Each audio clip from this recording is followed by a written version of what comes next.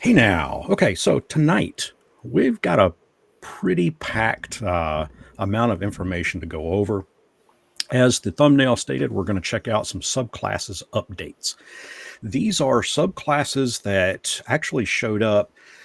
I believe that one of them originated from the 2014 Player's Handbook, and the rest of them I want to say came from Xanathar's Guide to Everything.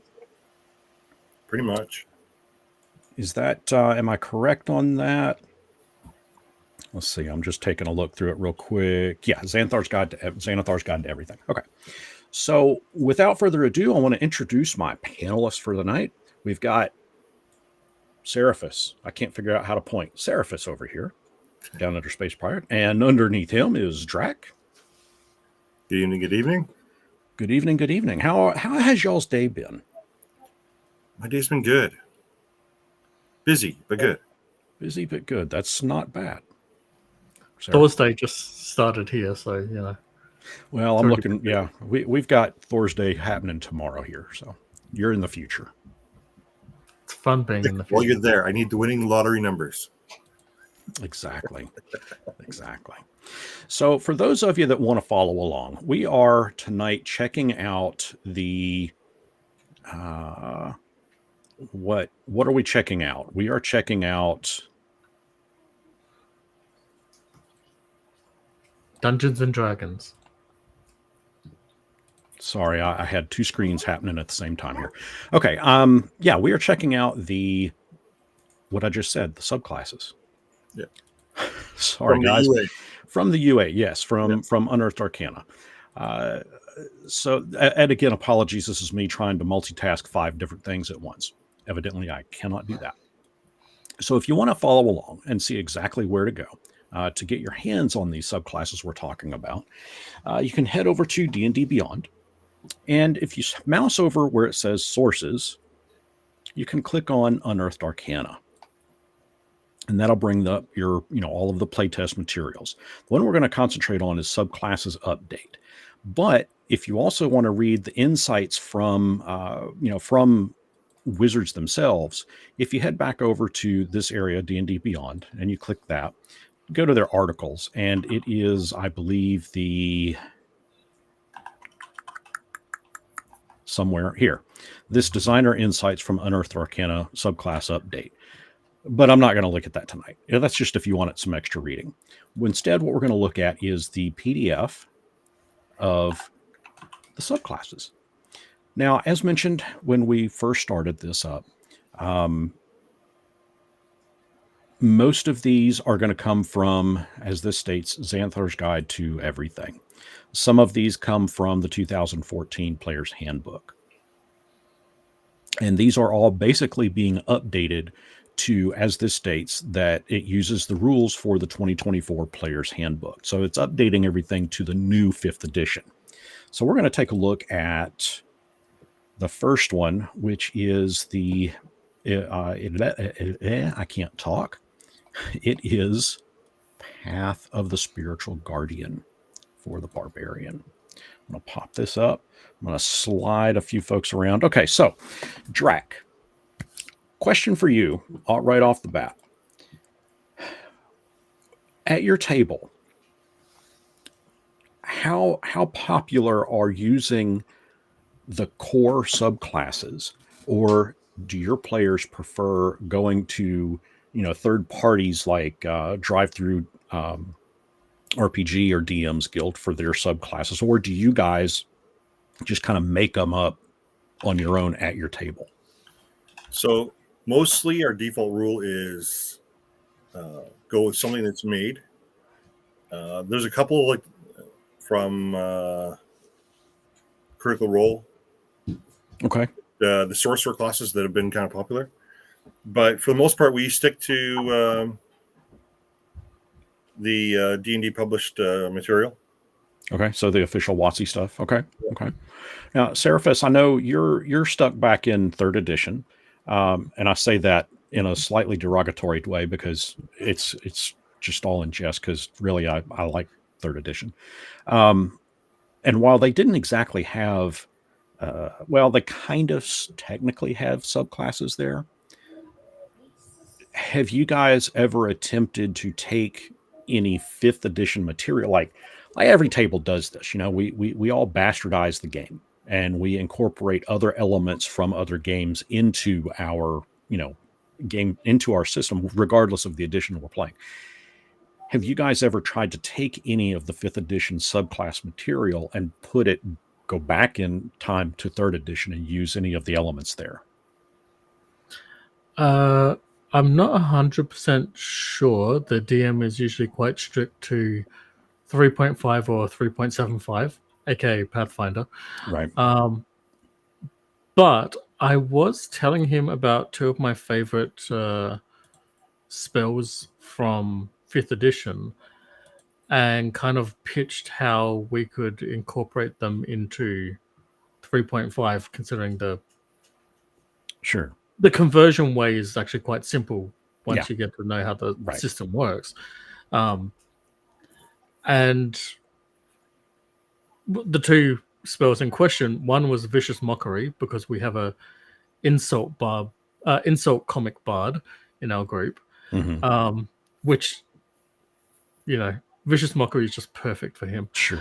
And the other one was Witch Bolt, which I love because it's high level damage, but at the cost of concentration. And there's not a lot of that in lower levels in 3.5. And so it was an interesting thing to concentrate to keep something going. Right. But it does more damage. But you take damage and you could lose that concentration and lose the spell. Right. So and he found that as interesting to have as spells that we create as new spells in the game. Well, I mean, it honestly, it kind of reminds me a little bit of today, for example. I'm just thumbing through stuff and I run across the spell in 5th edition, Identify. I'm familiar with the spell. You cast it on a magic item.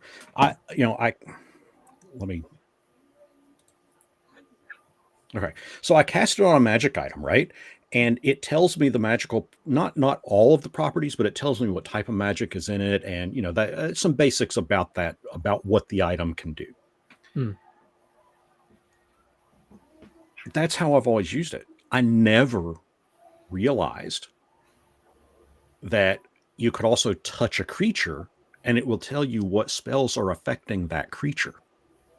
That's new from 5th edition, not 2024 version of 5th edition. I'm talking go all the way back to 2014. And that's new for that. I'm like, how the hell did I ever miss this? For 10 years, how did I miss that? It's because we don't look things up the same way, because we've been using that spell by that name for Exactly. It never occurred to me. But now that I've read it, I'm like, well, holy shit, I think I'm going to start. I mean, that's kind of cool. In my AD&D game, I think I may actually throw that out there. I mean, include it as part of the fundamental spell. I won't tell the players about it. I'm just going to let them cast it and just, oh, by the way, that goblin, you kind of see that he's being commanded by something. That'd be kind of cool. Anyway, okay, sorry. I kind of... The roleplay aspect of it is really good. Yeah. All right, so I kind of got a little off topic there. Sorry. That's okay. Okay, so back to what we've got here. I'm going to increase the size here so we can actually read it. Hey, that works. Okay, so Path of the Spiritual Guardian for Barbarian. Those who walk the path of spiritual guardian call upon spirits, whether bestial spirits of nature, spirits of departed ancestors, or spirits of raw elemental power, to guide and protect them. When they rage, they contact the realm of spirits and call on them for aid. That would be kind of like what would be a good modern day kind of correlation to this. Grandma, grab your spoon. This guy's pissing me off.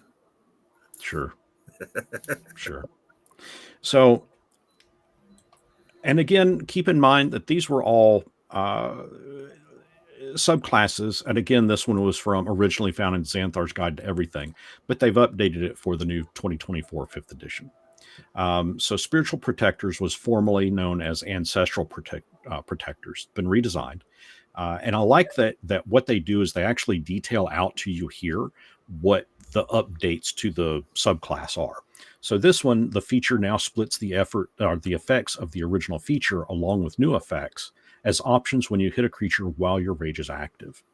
And we'll take a look at exactly what that is and the two different elements or the two different features of it in a second. And why can this not go away? I don't want to use AI Assistant. Hide the bar. Okay. Spirit Shield now scales with your rage damage bonus, and Vengeful Spirits, formerly known as Vengeful Ancestors, is a new feature that allows you to make an additional attack when you roll an 18 or higher. So at level 3, you get Spiritual Protectors. When you rage, you summon Spectral Warriors to your aid. While your rage is active, when you hit a creature with a weapon or unarmed strike, it becomes the target of the spirits, which causes either distract, protect, or strike. And I really don't like this, so we should go away. There. Sorry. Now y'all can see it. Distract, protect, or strike. So, Drac, you want to read to us distract? Until the start of your next turn, the target has disadvantage attack rolls against targets other than you or another barbarian who has this feature. Okay, so until the start of your next turn. So if I'm swinging at, let's say, the goblin, it's going to have disadvantage attack rolls against targets other than me or another barbarian. So for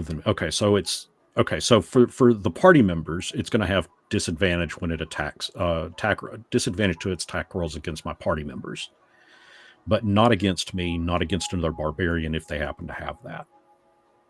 Is that how I'm reading it? Exactly. And Seraphis, you want to take on protect? Protect until the end of the target's next turn. The next time it hits a creature other than you with an attack roll, that creature has resistance to the damage dealt by the attack. I mean, that's pretty good. So I guess how I'm kind of envisioning it. Well, we'll read strike real quick too. Strike. The target takes an extra 1d6 damage, which can be acid, cold, fire, force, lightning, or thunder damage, your choice. So I'm assuming that damage type you can change that each time you activate this. Yeah. I mean, that's kind of how I'm reading it. So I guess how I kind of envision this from like a theater of the mind perspective, right? I'm summoning these spectral warriors. You guys remember when Aragorn comes off the ship in the third Lord of the Rings movie? Yep. And then all those specters are coming, right behind it. That's kind of what I'm envisioning here. They're going to surround with distract. They're going to surround the enemy and just distract them. I think that's a good visual for it. If they're gonna protect, they're kind of getting in between the enemy and the party to offer protection. Now, what's nice about this one too is if you're above 5th level and you have multiple attacks, you can distract one target and then protect the other. Where I think before it was just on one target that you hit. So I think this is a split up. They made it easier now, right? Yeah, so it states that the feature now splits the effect of the original feature along with new effects as options when you hit a creature. Yeah. Well, I don't know. I mean, it just says that it splits the effect. Yeah, the old one, it used to do both those to the one creature. Right. Okay. I can dig that. At level 6, you get Spirit Shield.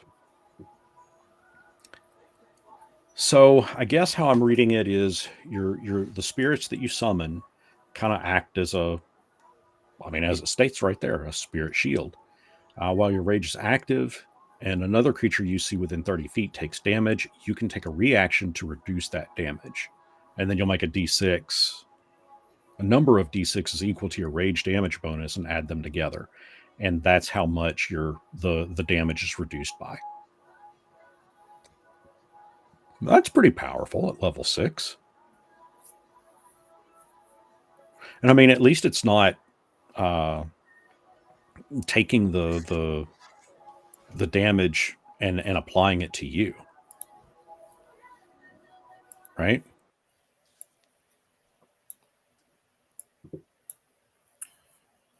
Yeah, it's a decent feature. Let's see. Consult the spirits. Seraphis, you want to tackle that one? You gain the ability to consult with your guardian spirits. When you do so, you cast the augury or clairvoyance spell without expending a spell slot or needing material components. Rather than creating a spherical sensor, this use of clairvoyance invisibly summons one of your guardian spirits to the chosen location. Wisdom is your spellcasting ability for this spell. After you... Huh? I'll comment in a minute. After you cast either spell in this way, you can't use this feature again until you finish a short or long rest. So I want to see a show of hands, and folks in the chat chime in too. How many of you use wisdom as your dump stat for a barbarian? I'm just saying. I mean, I'm not sure that having wisdom as your spellcasting ability for this is wise. Probably better than intelligence or charisma, though. I suppose. I mean, I don't know. Charisma I usually use as a dump stat for a barbarian, just because I always try to mimic a barbarian after like Conan. See, I keep the wisdom so that I can do survival checks and to do tracking and stuff. I was going to say it makes sense for wisdom because that's also the druid's spellcaster, isn't it? Yeah. Well, I guess I play it a little different, but that's okay. That's me. Drac, you want to tackle Vengeful Spirits? You get at level 14. When you make an attack roll with a melee weapon as part of the attack action and roll 18 to 20 on the d20, you can make one additional attack roll with the same weapon as part of that action. Once you use this feature, you can't do so again until the start of your next turn. And that's assuming on your next turn you will roll another 18, 19, or 20. Yeah. But I mean, that's not bad. Make an additional attack roll with the same weapon. Yeah, and with the 20-20-24 rules, by default the barbarian starts with a great axe and cleave. Right. So, and you got reckless. So, I mean, it's not horrible. Keep in mind this is at level 14. So, I mean, by the time you're level 14, I mean, you're going to be dishing out a stupid amount of damage anyway. Yeah. So, let's see. Then you have the next. Let's see. Let me jump over to Path of the Storm Herald. I'm going to switch our little banner at the bottom. Path of the Storm Herald, also for Barbarian. Those barbarians that follow this one learn to harness their rage into a mantle of primal magic that swirls around them like a storm. When in their rage, these barbarians tap into elemental forces of nature to create powerful magical effects. I think this is one thing that I've got an issue with, is I just simply don't associate barbarians with using magic. No. Let's see. Give me half a second. This feels very video gamey. Kind of. I'm gotta make a slight distraction. Yeah, okay. So again, this is what I want to point out. This is from Xanathar's Guide to Everything, is where it originally showed up in. So it's going to have Sorry, I'm just kind of trying to read ahead here. So, Storm Aura now scales with your rage damage bonus. In addition, Tundra has been redesigned to reduce a creature's damage instead of applying temporary hit points. I'll be interested to see what that one does. Raging Storm has each environment redesigned. Desert now makes a creature that failed the saving throw. I'm a little confused there. Sea can now chain the lightning bolt to another creature, and Tundra deals cold damage that halves the creature's speed. Okay, so I'm assuming here. Okay, so Storm Aura and Seraphis, you're kind of right. I'm almost getting kind of a almost like a Diablo like video game type vibe from this particular subclass. So it basically looks like your aura. You have Storm Aura up and running. You extend that aura in a 10-foot radius emanating from yourself for the duration of the rage. And of course, your aura effect depends on the chosen environment that we're going to talk about. If it requires a saving throw, the DC equals 8 plus your proficiency bonus plus your constitution modifier, which that's going to be pretty high. This is at level 3, so I don't know, that could be kind of difficult for a creature to make a saving throw against. But Desert, when it's activated, you're going to roll a number of d4s equal to your rage damage bonus and then add them together. Each creature in there has to succeed a dex saving throw or take fire damage. Okay. Seraphis, you want to read C for us? When this effect is activated, roll a number of d6s equal to your rage damage bonus and add them together. When you then hurl a bolt of lightning at one other creature you can see within your aura. Oh, you can then hurl, sorry. The target makes a dexterity saving throw, taking lightning damage equal to the number rolled on a failed save or half as much damage on a successful one. I'm not sure how they're tethering or equating lightning to C. I guess storm, Yeah, but a lot they of do lightning that is at sea, I guess. I don't know. Drac, you want to tackle Tundra? When this effect is activated, roll a number of d4s equal to your rage damage bonus and add them together. You can choose one other creature you can see within your aura to harry with icy spirits. The targets must succeed a strength saving throw or subtracts the number rolled from your next damage roll it makes before the start of your next turn. I think that's written poorly. Yeah, I kind of have to agree with you. I'm trying to decipher the whole sentence there. So Okay, basically, you roll d4s, right, add them up, and when they go to strike you, you then reduce it by subtract. that amount. Yeah.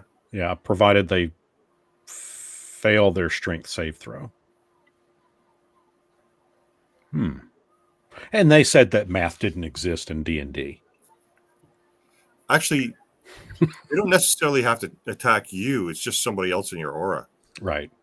Yeah. It's a little bit of defense, but yeah, I mean, it's a little bit of a defense. And again, that aura is a 10-foot emanation based on you. So, if that was 30 foot, it might be a little more impressive. But at 10 feet.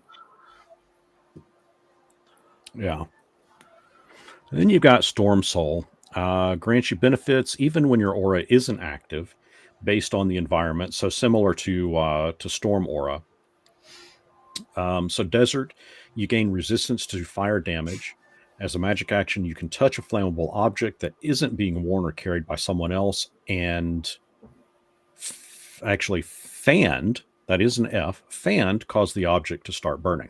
Again, this is playtest, so I expect there to be some poor wording, and they'll probably clarify a lot of it. So that's not bad. I can walk around and cause stuff to just kind of go up in flames. I mean, it's pretty. Yeah. But as a level 6 ability, it's pretty bad. I don't know. I mean, being able to just ignite stuff, that's kind of cool. It's like a storytelling thing. Yeah. If I level 6, I want to smash it and do more damage. Yeah. Well, Seraphis, you're the down under space pirate. That means you're on the ocean quite a bit. So you want to read C? You gain resistance to lightning damage, and you can breathe underwater. You also gain a swim speed equal to your speed. I have questions, Yeah, I not do least of too. which lightning damage resistance for water. Yeah. Do they know how science works? Well, I mean, I guess who's going to be casting lightning damage when you're underwater? Although this doesn't necessarily mean that you have to be underwater to have resistance to lightning damage. I mean, say I'm just running through a cavern, right? There's no water in sight. Yes, I can breathe underwater with this, but I don't have to be underwater to take advantage of the resistance to lightning damage. I Yeah, just happen to also be able to breathe underwater. I mean, I get the breathing underwater part. Yeah. What I'm getting confused at is why would you have lightning resistance from the sea sea. type Right. when, water is quite famously a electrical conductor. Right. Well, maybe that's part of why back up here in Storm Aura we've got this. This version of C where you can hurl a bolt of lightning at another creature you can see that's within your aura. Okay, well, after the stream, I'm going to do a science experiment with a toaster and a bathtub. I'll let you know how it goes. Wow. Yeah. Tundra. Drac, you want to tackle Tundra? Where are we on the page? Sorry, we're right here. Oh, yeah, okay.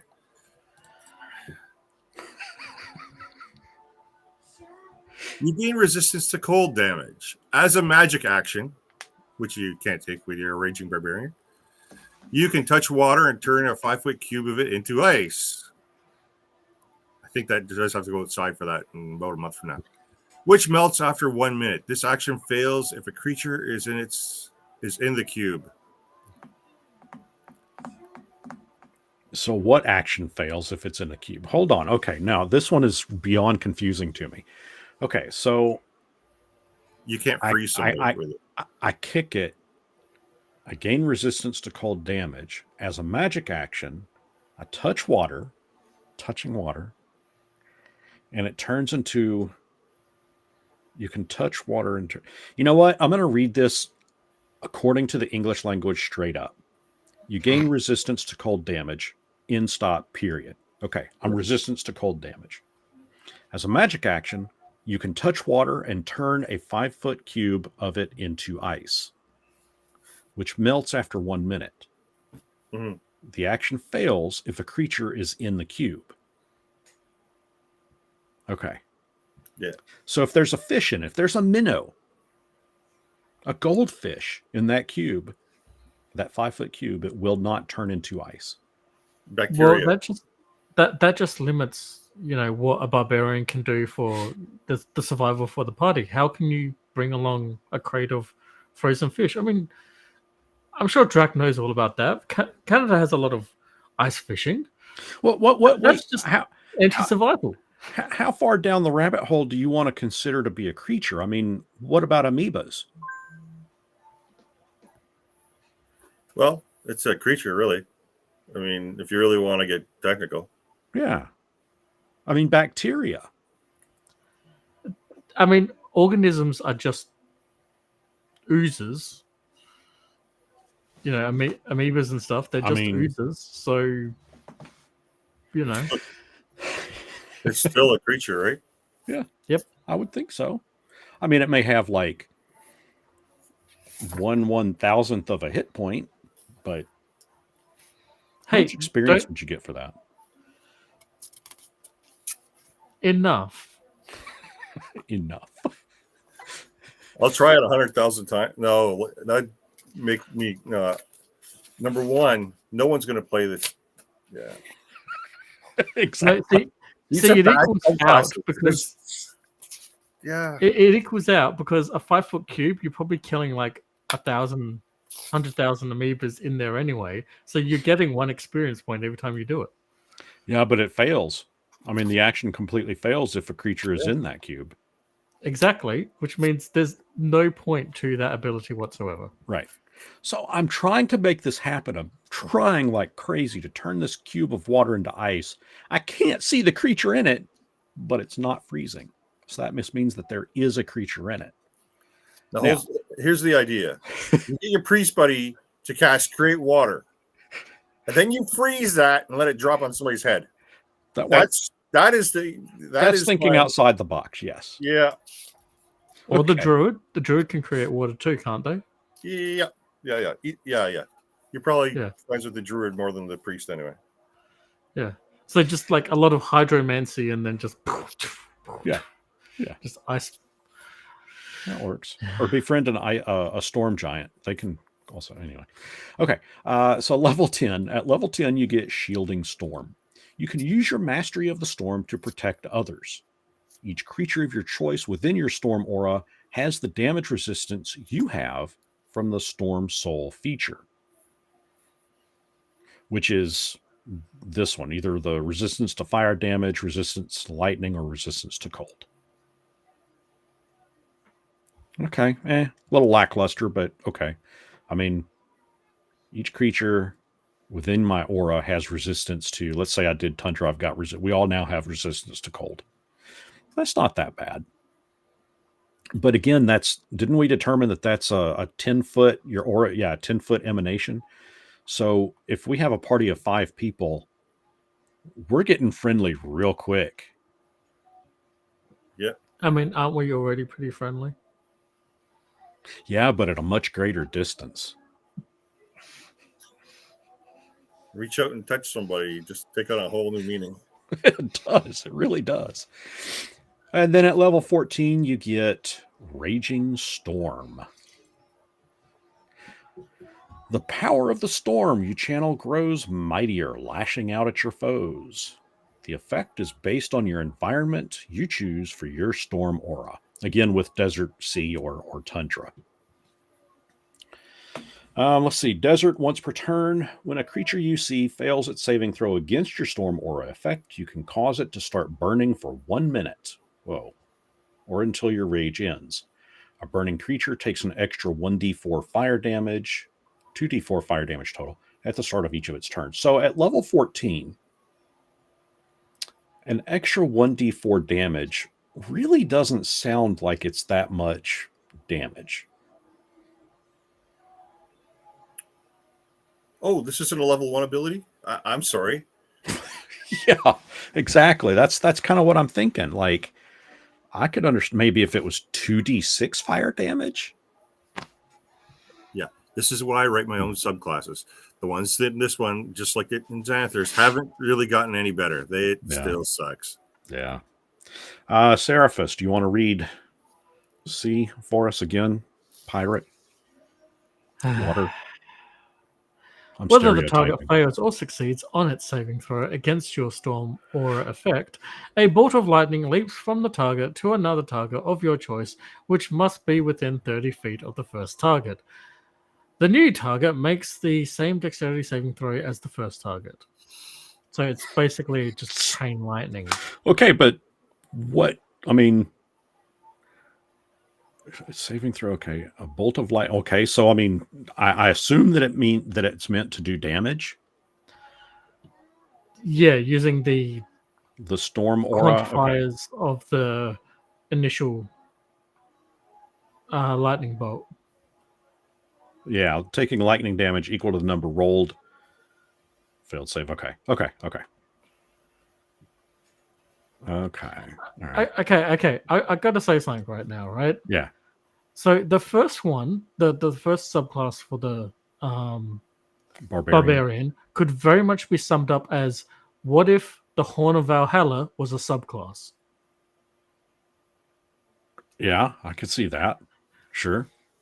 And so far, this has been barbarian, but different kinds of druid flavor.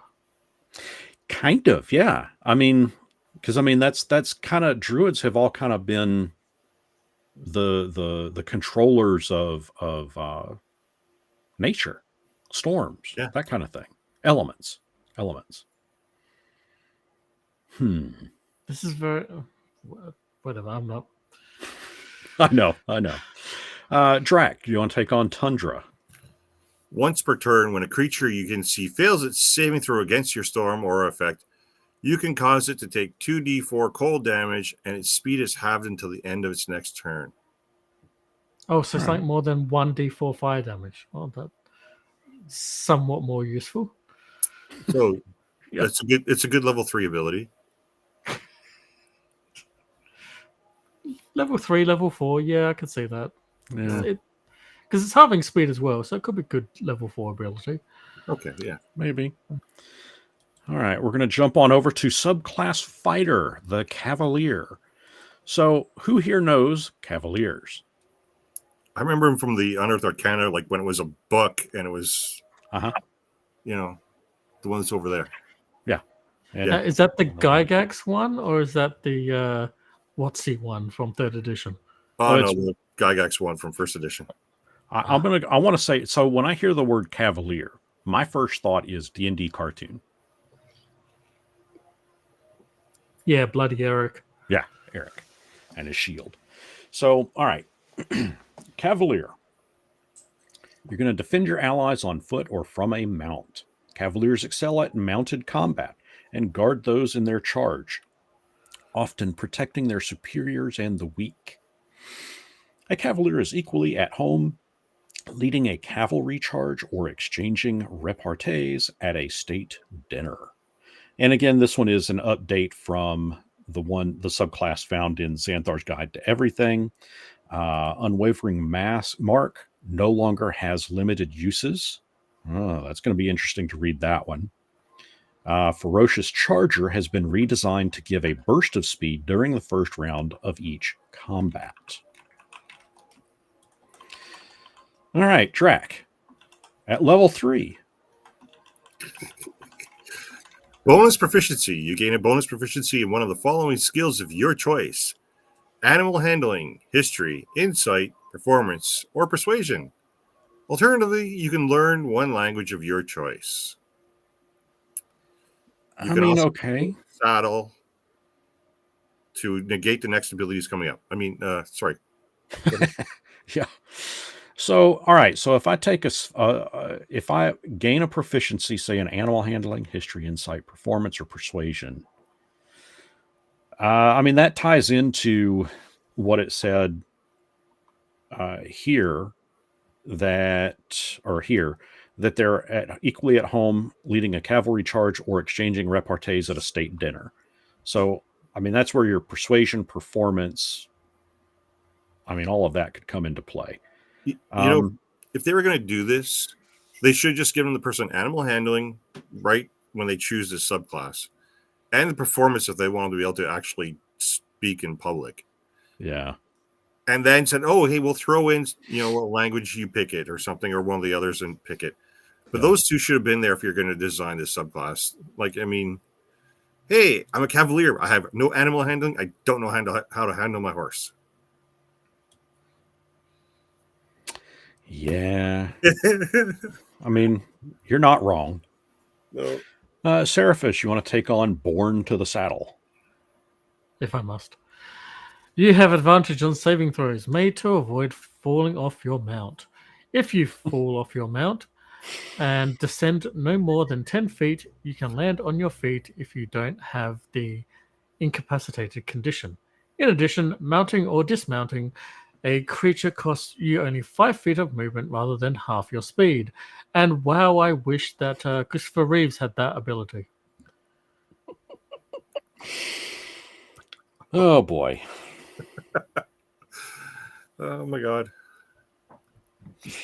Yeah. I'm sorry, did I make a No, it was a bad good one. taste comment? No, that was a good one. I'm still laughing about the beginning part of it.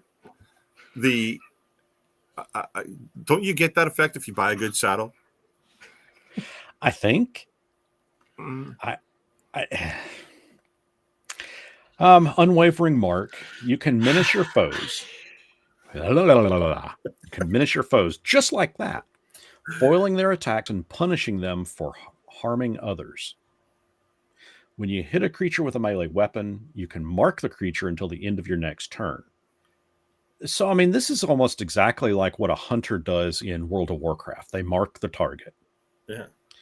This effect ends early if you have the incapacitated condition, you die. Well, that makes sense. Or someone else marks the creature. Well, I mean, were they going to do pee on it? While it is within 5 feet of you, a creature marked by you has disadvantage on attack rolls. In addition, if a creature marked by you hits a creature other than you with an attack roll, you have advantage on attack rolls against the marked creature until the end of your next turn. I mean, yeah. If your adventuring companion is a ranger and he's doing the archery thing behind you while you're charging in, and you put your mark on it, and then he hunters marks it. Yeah. I mean, that's exactly what I'm reading here. Is that this is working just like a hunter's mark in World of Warcraft? Yeah. All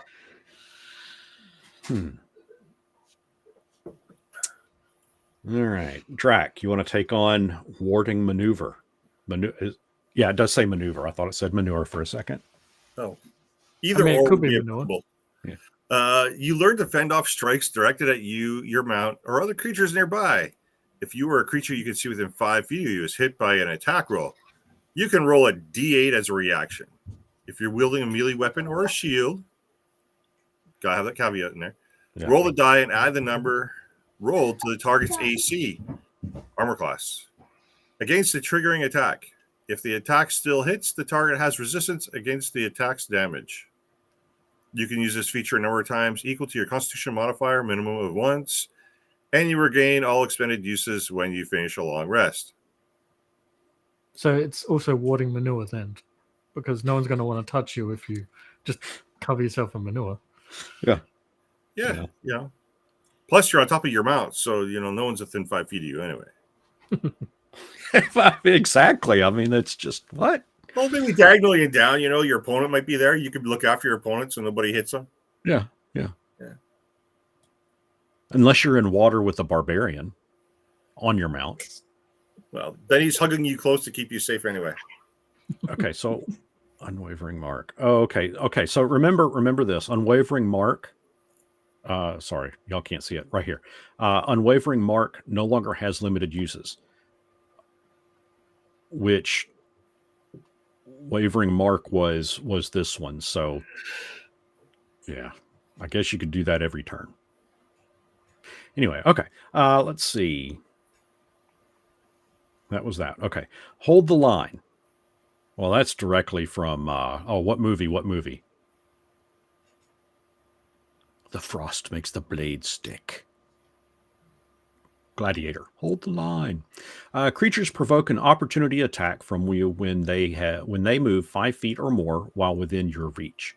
When you hit a creature with an opportunity attack, the target's speed becomes 0 until the end of the current turn.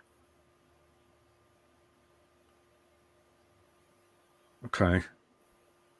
I'm not sure I understand the point here. Okay. Creatures provoke an opportunity attack from you when they move 5 feet or more while within your reach. Don't they already do that? Mm-hmm. Yeah. So the target speed becoming 0 is with the Sentinel feat. So basically, they're giving you the Sentinel feat at level 10. Yeah. Well, I mean, it's not as good as the Sentinel feat, but it's very much resembling it. And what level would you normally get that at? 4, if you were wanting to spec that way. Okay. All right. You want to take on Drac level 15, Ferocious Charger? Ferocious Charger. It sounds so good, doesn't it? It does. Rolls off the tongue. It does. It sounds like it should be really good. Let's read it, though, and find out. During the first round of each combat, you and your mount speed increases by 10 feet. Ooh. Oh, so sexy. And your movement doesn't provoke opportunity attacks for that round. That's kind of cool. Okay. When you move within 5 feet of a creature this round, that creature must succeed a strength saving throw, DC 8 plus your strength modifier, and proficiency bonus, or you either push it 5 feet away or cause it to have the prone condition. That creature makes a save only once during a turn. So, okay. So if you have Ferocious Charger, right? Mm-hmm. And I have moved, or we have moved within 5 feet of a creature, and it fails its save, and we push it 5 feet away, does Hold the Line then come into effect and we get an opportunity attack? Because No, we've we pushed pushed it 5 feet? Opportunity attacks only when they do the move. We can't force the movement for it to kick in. Otherwise, it would be a much more interesting play. Personally, I just like the idea of knocking it prone and then using their horse to trample it. Yeah, I could dig that. I could Yeah. get that. I've seen that in Seraphis, movies. you want to take Vigilant Defender? In combat, you get a special reaction that you can take once on every creature's turn except your turn. You can take this reaction only to make an opportunity attack, and you can't take it on the same turn that you take your normal reaction. So basically, yeah, you're getting an additional reaction on someone else's turn. You take once on every creature's turn except yours. But you could take your normal reaction on your turn then. Right. I mean, that's So not you bad. have a reaction on every turn. So as the enemies run past you, you can Just go smack, AOPs. smack, I mean, smack. provided it's this one's turn, and then it's this one's turn to run past you, and then it's this one's turn to run past you, and then yeah. Well, okay. I mean, I could dig it. Let's see. How about the next one is change our little ticker there. The subclass monk, Warrior of Intoxication. I already don't like the name. Okay, so what I don't like about it is it uses the term monk and the term warrior together. To me, those are two completely different classes. But I'm hung up a little bit on the term warrior because I equate that to World of Warcraft. And I know that D&D uses fighter, you know. And what's wrong with just calling it Drunken Fist? Well, it used to be Drunken Master. Yeah. Yeah, it's clearly just based on Jackie Chan's Right. fighting Well, I style. mean, and it even states here that, you know, that from Xanthar's Guide to Everything, also right there, that it used to be called Drunken Master. And so they've just renamed it to Warrior of Intoxication. I guess because the term drunken, we'll just have to say was too offensive. Because, hey, you've got, you know, 10-year-olds that play this game. Yeah. I don't know. I'm stretching here. Yeah. I was like 6 when I first saw a Jackie Chan movie and heard the term Drunken Fist. Sure. So sure. So Warriors of Intoxication move with the jerky, unpredictable movements typical of someone who is intoxicated. Really. They sway on unsteady feet, and then they just go into a complete frustrating, prove themselves frustrating to engage. They're erratic, but that's all to conceal a carefully executed dance of blocks, parries, advances, attacks, and retreats. So Mystic Brew is a new feature that lets the monk create magical brews that they can drink to gain long-lasting benefits. And Master Brewer is a new feature that replaces Drunkard's Luck. The feature adds additional beverage options to Mystic Brew. I wonder if they could brew up like Monster Energy drinks. Well, let's find out. At level 3, you get bonus proficiency. So this is very similar to the previous one that we just did, the Cavalier. You gain proficiency in the performance skill or if you already have it in one skill of your choice from the skills available to monks at level 1. And you gain also a proficiency with brewer supplies if you don't already have it. Okay, I have to say that this is better because you have you're starting things. So you have that range of skills to take if you already have performance. Right. I don't know who takes performance right early other than a bard, but hey, I mean, yeah, to each their own. Yeah. Seraphis, you want to take on the drunken technique? You twist and turn quickly as part of your flurry of blows. Whenever you use flurry of blows, your speed increases by 10 feet until the end of your current turn, and your movement during that time doesn't provoke opportunity attacks. I questioned that because that doesn't quite flow with the whole drunken fist technique, but whatever. Yeah, I mean, because you're not really like running. So when I interpret, like, whenever you use flurry of blows, your speed increases by 10 feet. So I always envision, like, when your speed increases, it's like linear. But I guess it doesn't have to be linear. I mean, I suppose you could circle your enemy with an additional 10 feet. Stagger forward, stagger sideways, stagger backwards. Yeah. I don't know. I'm like I said, when I'm reading through these, or while we're all reading through these, I'm trying to put forth like that mental theater of the mind image along with what the character could be doing. I can picture it in a movie, especially Jackie Chan when he's in a group and he's fighting for himself. Yeah. Yeah, but wouldn't that work better than as like being able to take a 5-foot step after each hit on an enemy rather than increasing your speed by 10 feet? I think this is better because then this way you could, like, if your enemy were spread out more, you could stagger at one, hit that one, step off to the side, kick that one, step off again, and use your flurry of blows and smack somebody else. Yeah, kind of like what Jonathan Frost says: stagger, crawl, punch. Yeah. Hey, okay, so real quick question.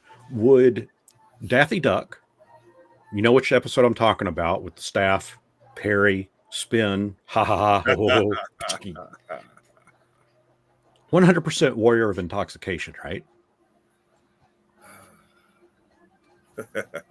Pretty sure it was based on Jackie Chan, yeah. Yeah, of course, yeah. Like 30 years before Jackie Chan was, yeah. Anyway, okay. Drac, you want to take on Tipsy Sway? Is that a dancer? No comment. All right. You can move in a sudden, swaying way. You gain the following benefits. Leap to your feet. All right. When you have the prone condition, you can stand up by spending 5 feet of movement rather than half your speed.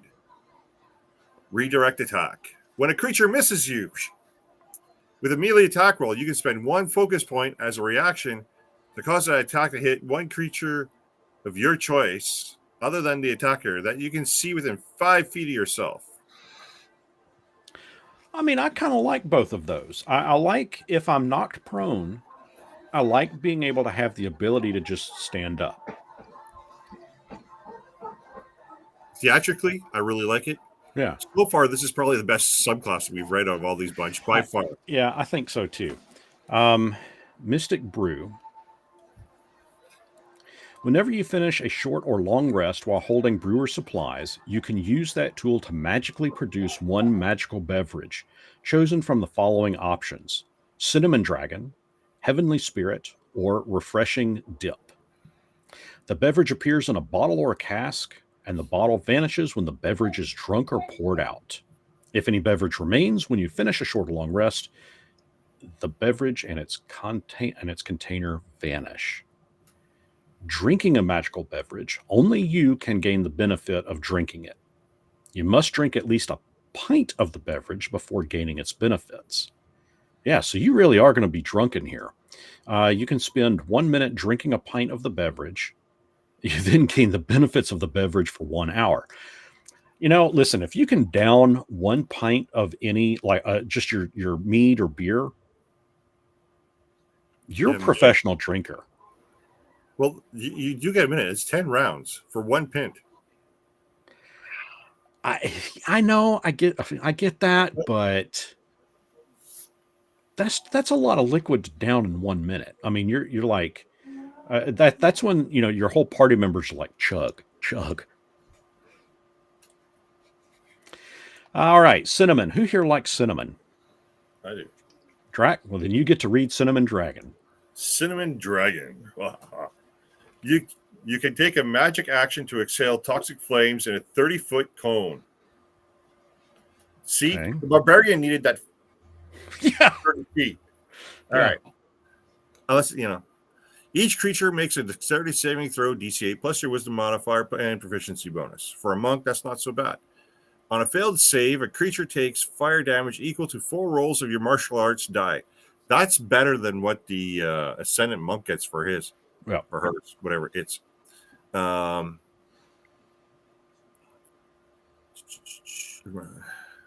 has the poison condition. That's pretty cool. Until the end of its next turn. On a successful save, a creature takes half damage only. The poison condition basically gives you disadvantage on everything. So yeah. So I mean, that. Fired. Okay, so wait. I want to jump back for a second. Okay, so this is okay. So you get on a failed save, a creature takes fire damage equal to 4 rolls of your martial arts die, and has the poison condition until the end of its next turn. So it's going to take on its beginning of its next turn. It's going to take poison damage as well. And this is poison condition, not the poison damage. Though. Well, okay, the condition, yeah. So this is a level 6. Now, if we jump back to, let's see, the barbarian at level 14, it's only doing 1d4 damage with it at level 14. Yeah. But then the monk at level 6 is doing 4 rolls, fire damage equal to 4 rolls of your martial arts die. Yeah, and are we still? I think we're D8s by that point, aren't we? I think so.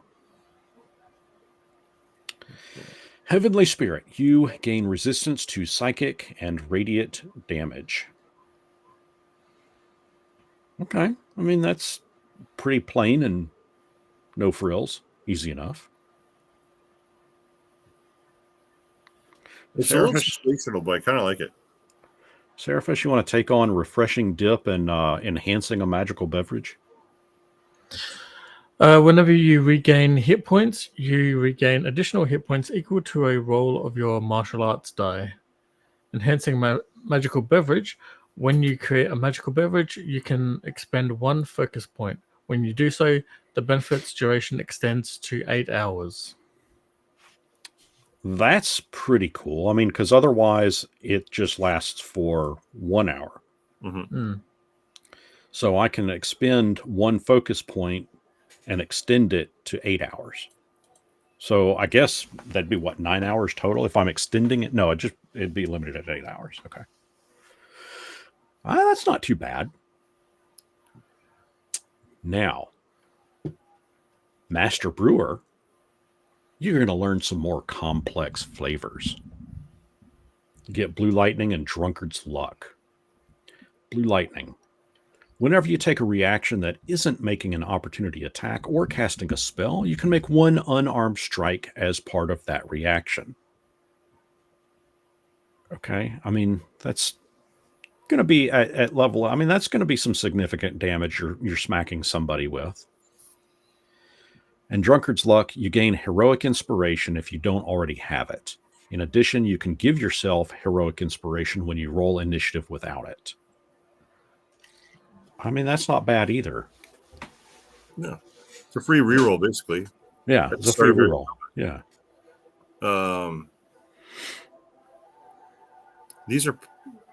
This is so far has been the best subclass that they've redone. I think, yeah, I agree with you there. Jonathan. Now I want a monk that eats jars of jelly for special features. I mean, hey, why not? Instead of making brews, maybe they're making jelly. Intoxicated Frenzy. You make an overwhelming number of attacks against a group of enemies. When you use Flurry of Blows, you can make up to 3 additional unarmed strikes with it, up to a total of 6 unarmed strikes, provided that each strike targets a different creature this turn. So I'd have to have at least, 6 other or 5 other, 6 other creatures in front of me? Yeah, this ability is bad. This only works if you're surrounded by somebody. Yeah. By a group. Like, I mean, I don't know how often that doesn't happen terribly often in my games. Well, actually, I take that back. No, there have been several times where they've been surrounded, absolutely surrounded. But is it surrounded by just that one character? Because you're going to need to be on your own and surrounded to use them all.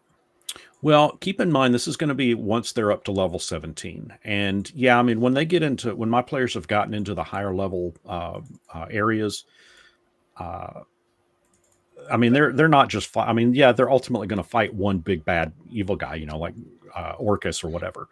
But I do specifically recall one encounter with Orcus in which Orcus raised a whole bunch of undead, and they were swarmed. I mean, now it was kind of weakened undead, but they were level 19, and I mean they were surrounded. So the drawback to this is because it's using your flurry of blows, which is used on your bonus action, you can't move. Right. So if they're not right, and you can't attack the same one twice. Right. So I mean that's not. Yeah. I agree with you. It's not as powerful as initially. It sounds good, but they're lying to you. Yeah. Kurth says this subclass feels like 2 subclasses in a trench coat. I mean, I can kind of see that. Well, it's a little dip into Artificer and the potion. Kind of. Yeah. I mean, just because you can create your own stuff. Yeah. I mean, I like it so far. It's the best one that they've done. The damage is much more reasonable. It's for level 17. Yeah. Just, you know what? When you change it, when you make the attack action, you can make 3 extra attacks. Yeah, I mean, I think that alone. Again, this is playtest material, but I think if this was left as is, I think at our table we'd probably change that a little bit.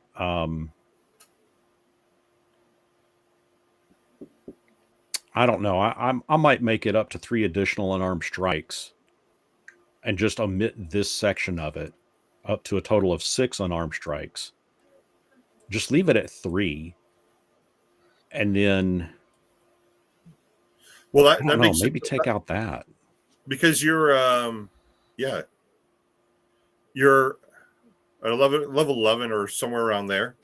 Your flurry of blows affects 3 hits instead of 2. Right. So this makes it 6, which is really cool. But it being on different creatures all the time kind of sucks. Yeah, I mean, because I mean, yeah, no, I see exactly where you're coming from at that right now. Yeah, because I mean, if there's not 6, like, say you got 3 guys in front of you, yeah, you waste the feature. No, let's right. I mean, yeah, you can't even use Intoxicated Frenzy at that point. Yeah, so let's hit these guys, multiple times. Yeah. Say you can't do more than 3 of them on any one thing. So at least as long as you have 2 opponents, you can still use your thing. So what if we change this? Okay, so here's where we're going to do our ultimate edit, right?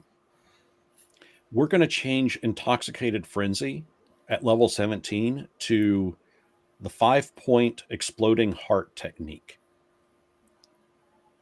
You get 4 attacks against a single opponent who must make a saving throw versus death. On a successful save, they die. On a failed save, they die. Is that too powerful? Maybe a little. Oh, well. Okay. Well, we're But I going to kind shift. of, Well, I'm trying to summon the inner Kill Bill here. you know, on a successful save, we just rip a limb off or something. Sure. Break some arms and legs. I just kind of like the thing of, hey, I just kicked out his knee. I grabbed his wrist. I broke it. When he swung with his other arm, I snapped his elbow. Yeah. And then I stomped on his foot and broke all his toes. And then his heart exploded. Yeah. Okay, jumping on to the Paladin subclass Oathbreaker. This one was originally from 10 years ago from the DM's guide, which is odd because you'd think that would have shown up in the player's handbook, but maybe that's, anyway. The power of a Paladin's Oath is so great that it holds a distorted power even when it is violated. When a Paladin betrays the tenets of their oath because of corruption, pride, or thirst for power, they lose the blessing granted by their original oath, but sometimes take on the sinister blessing of the Oathbreaker in its place.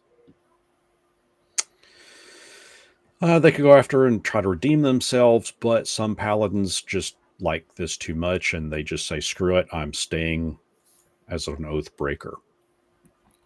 At the DM's discretion, a Paladin of any level who violates the tenets of their oath can lose the benefits and gain the features of Oathbreaker subclass. Alternatively, a Paladin can choose this subclass at level 3 if they want to. Fear is a tool in the hands of the powerful. Strive for power at any cost. Do what must be done, but never lose sight of your goal. So basically, they've become an anti-Paladin. Hold on. They're an Oathbreaker, though, not an anti-Paladin. There is a bit of a difference. I know. If they're breaking their oaths, they shouldn't have tenets. I agree, but so check this out. You're going to get Conjure Undead. Yeah. This is why I say anti-Paladin. They should just spell it anti-Paladin. I know. Oathbreaker spells, you get some new spells. Aura of Hate and Dread. Well, y'all can't see that, sorry. And Dreadlord.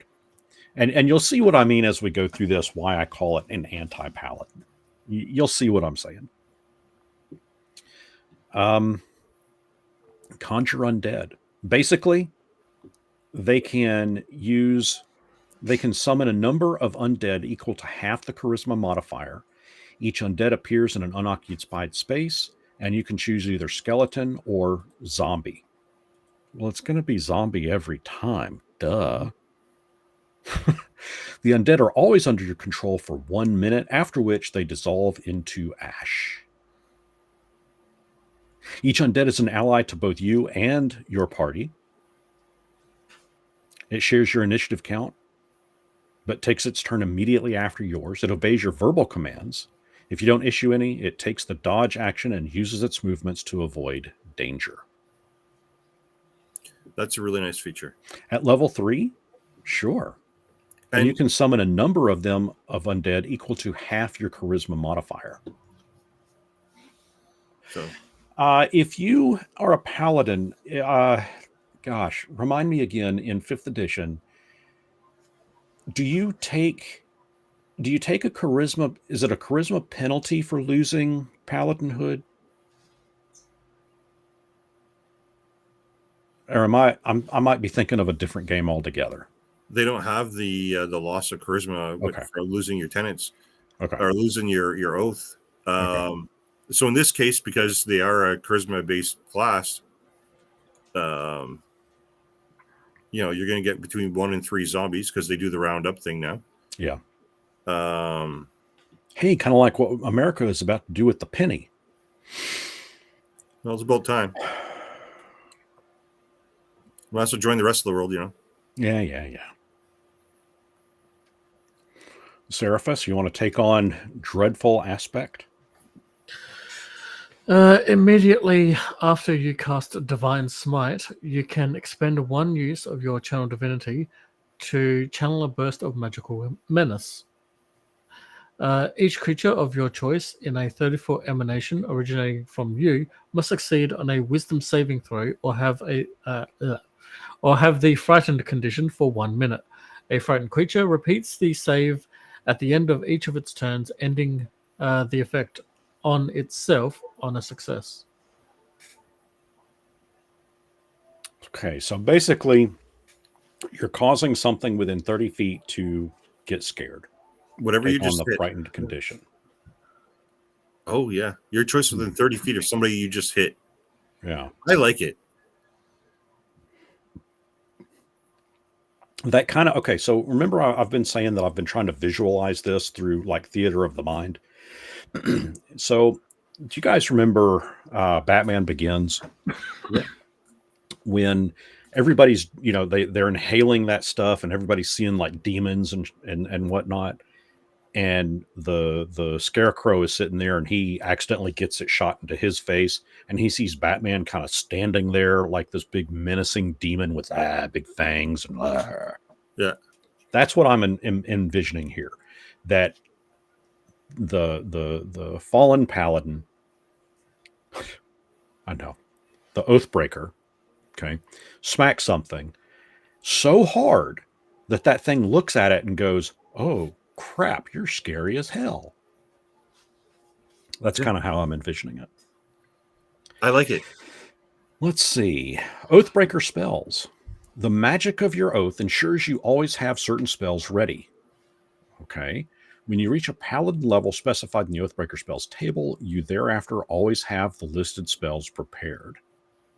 Hellish Rebuke, Witch Bolt. Level 5, Crown of Madness, Darkness.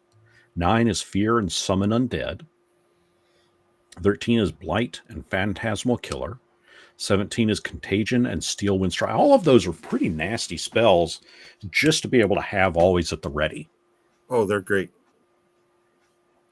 That is a great spell list.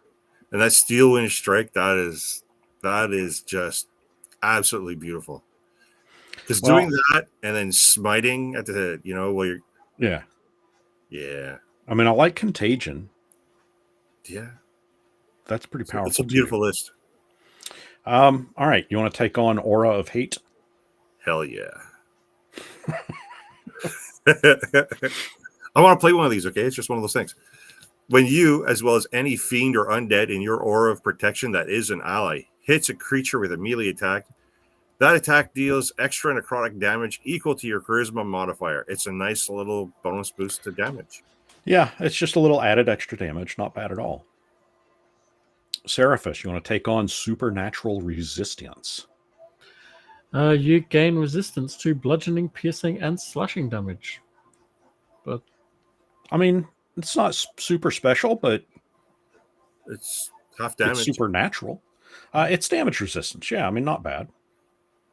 I don't know what is so resistant. What's supernatural itself about bludgeoning, piercing, or slashing? Well, in 2024, they took out they need a magic item to hit, and they just give you resistance to bludgeoning, piercing, and slashing now. Right. Okay. So okay. At level 20. Now, and I'm going to have a little comment about this one after we read it. At level 20, you get Dreadlord. And this is also partly why I call it the anti-paladin. So as a bonus action, you can imbue your aura of protection with Unholy Gloom, granting the benefits below for 10 minutes or until you end them. Once you use this feature, you can't use it again until you finish a long rest. You can also restore your use of it by expending a level 5 spell slot. You get Darkness, which is a magical darkness fills your aura of protection. You and our allies in your aura of protection can see within this magical darkness. So basically, I just make this big black cloud. Nobody can see in except me and my allies. Fear. Whenever a creature with the frightened condition starts its turn in your aura of protection, that creature takes 4d10 psychic damage. Now, again, keep in mind, this is level 20. So 4d10 psychic damage, it sounds like a lot, but at level 20, 40 damage, I mean, assume you rolled 10s all the way around. 40 damage is not a lot. At 20th level, I'd probably just make that 40 straight out to everybody, because it's not that significant at that point. Yeah. And then Shadow Strike, as a bonus action, you can make a melee spell attack, shaping the gloom exuding from you into a blade that targets one creature in your aura of protection on a hit. It deals necrotic damage equal to 3d10 plus your charisma modifier.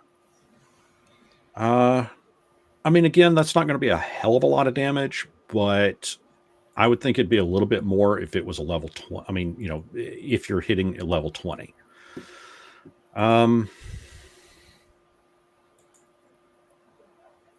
So, okay, my comment. Level 20, Dreadlord.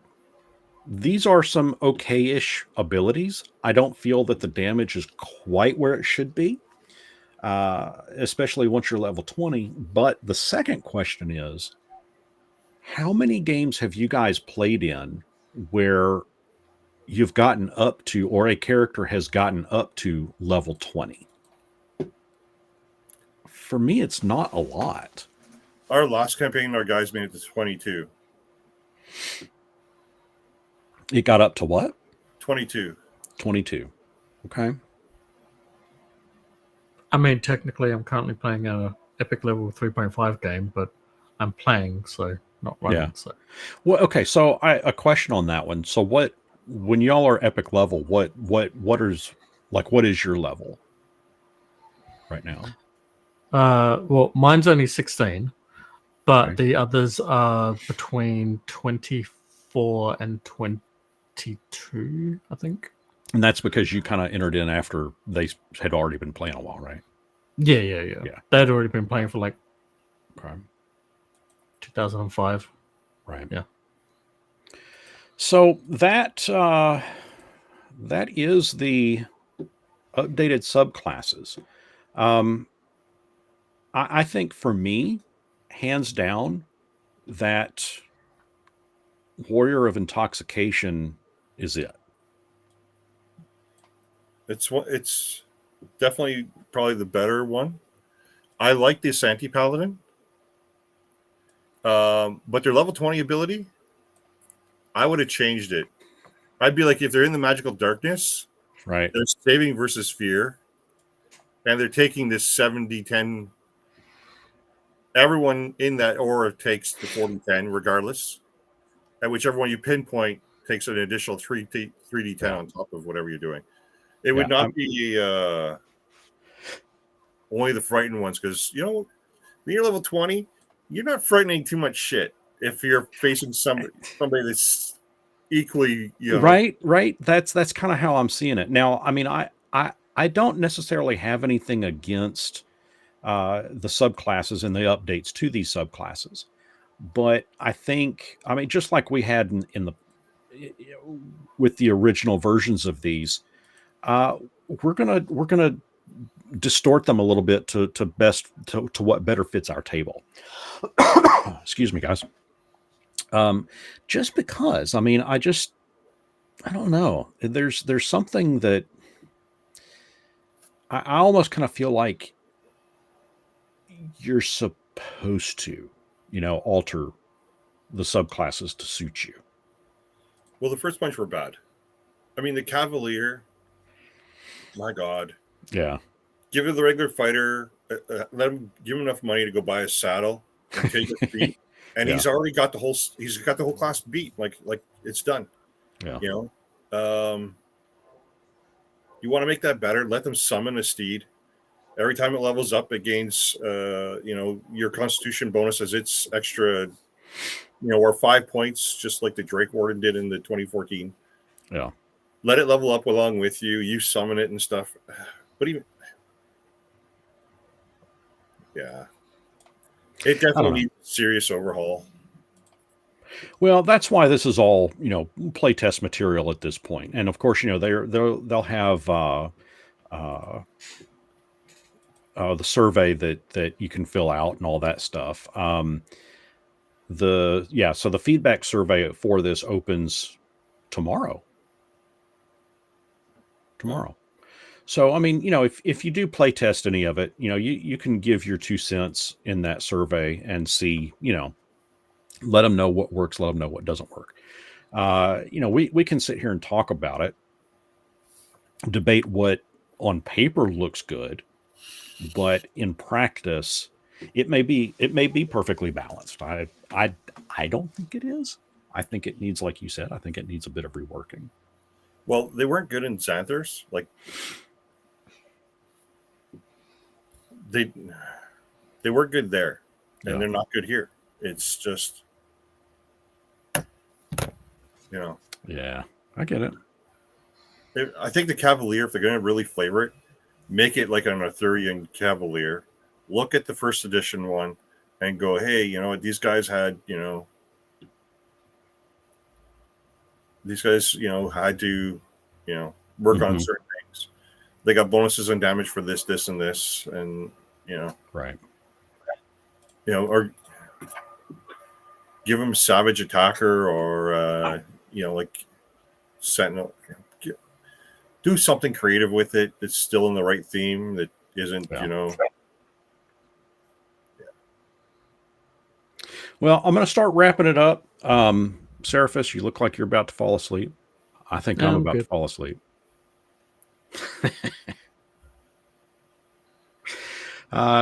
Let's see. Last words. I'll state, because I want to give you guys the last words tonight. Next Wednesday, we'll do another live in which we're going to go over. I'll show everybody kind of a sneak preview of what we're going to take a look at. So over here, this is what I've got all in my library. I've got the Forgotten Realms Heroes of Faerun. Okay. And I have the Forgotten Realms Adventures in Faerun books. That is going to be the core subject for next Wednesday's live stream.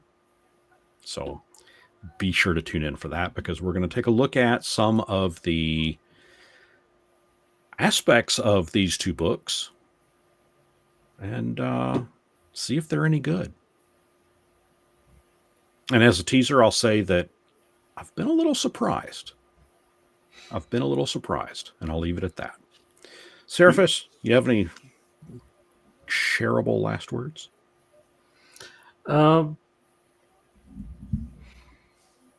Just that I'm underwhelmed by the end result of a lot of these subclasses.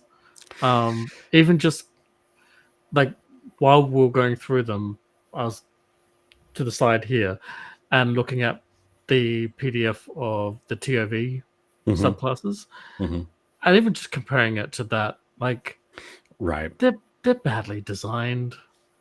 Even for a UA, that's really bad design, and it's just like, yeah. I mean, I think that would be an interesting thing to take a look at what Tales of the Valiant offers up versus, like, I know that there's not exactly a side-by-side comparison. Well, that would have to wait. You can get close. That would have to wait till Plays Guide 2 comes out, which either end of this year or next year. Can't remember when that one's coming out, but once I get that one, I'll be able to. We'll do that. We'll do that, because I would like to explore those a bit and just take a look and see, from a player's perspective. Drac, what have you got that too? Yeah, I'm down for that one. I want to buy the new one when it comes out, so we'll see that. No, I see what you're pointing. Yeah, I got it. Yeah, they're right there. Yeah. I was looking at their subclasses, and then I've got some of the ones I've been writing right up here on the screen, and I'm looking at what I've written, and I was on the fighter one for a moment, but as I was scrolling, I was looking at the barbarian while we were looking at barbarian, and I'm going, okay, like I the closest one I had to one of them was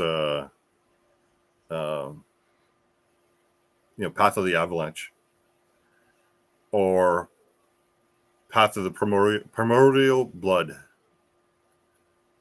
and they could come up with some cool shit. Yeah. I really hope I'm going to be in that UA, and I'm going to be like, come on, guys, you failed the first time. Let's try and do something better this time. Does anyone over there have some creativity? Yeah. Maybe I need a job. I don't know. Well, hey, now speaking of that, I did see that they posted on